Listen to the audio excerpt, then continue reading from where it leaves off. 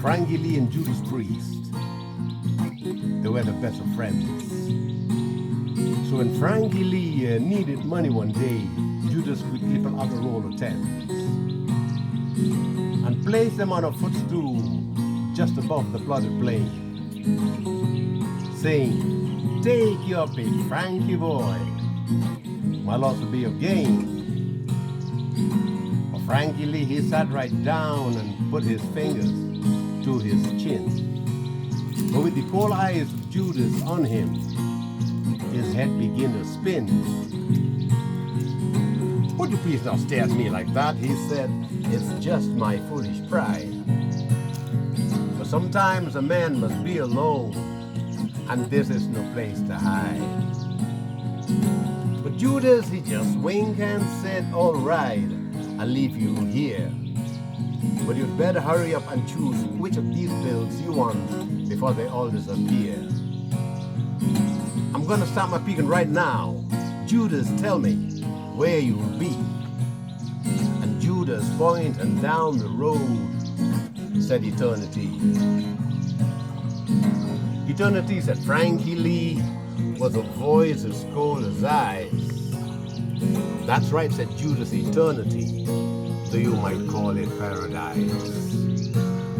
"Well, I wouldn't call it anything," said Frankie Lee with a smile. "That's all right," said Judas. "I'll see you after a while."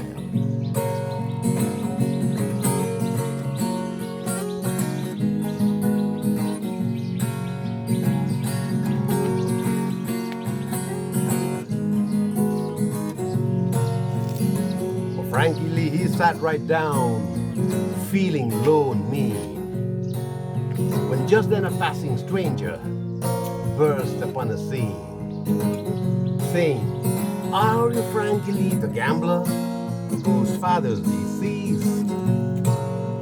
For if you are, there's a fellow calling you down the road, and they said his name is Priest." "Oh yes, he is my friend," said Frankie Lee, a friend. "I do recall him very well. In fact, he just left my sight." "That's the one," said a stranger, as quiet as a mouse. "For my message is, he is down the road, stranded in a house." Frankie Lee, he panicked. He dropped everything and ran until he came up to the spot where Judas Priest did stand. "What kind of house is this," he said, "where I have come to roam?" "It's not a house," said Judas. "It's not a house, it's a home." Frankie Lee, he trembled. He soon lost all control over everything which he had made while the mission bells did toll.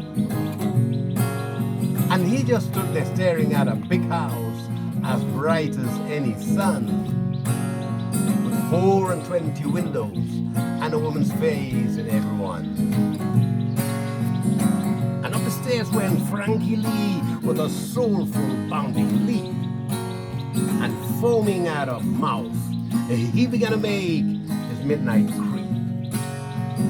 For 16 nights and days he raved, but on the 17th he burst into the arms of Judas, which is where he died of thirst. And no one tried to say a thing when they brought him out in jest, except of course a little neighbor boy who carried him to rest. And he just walked along alone with his guilt so well concealed, and muttered underneath his breath, "Nothing is revealed."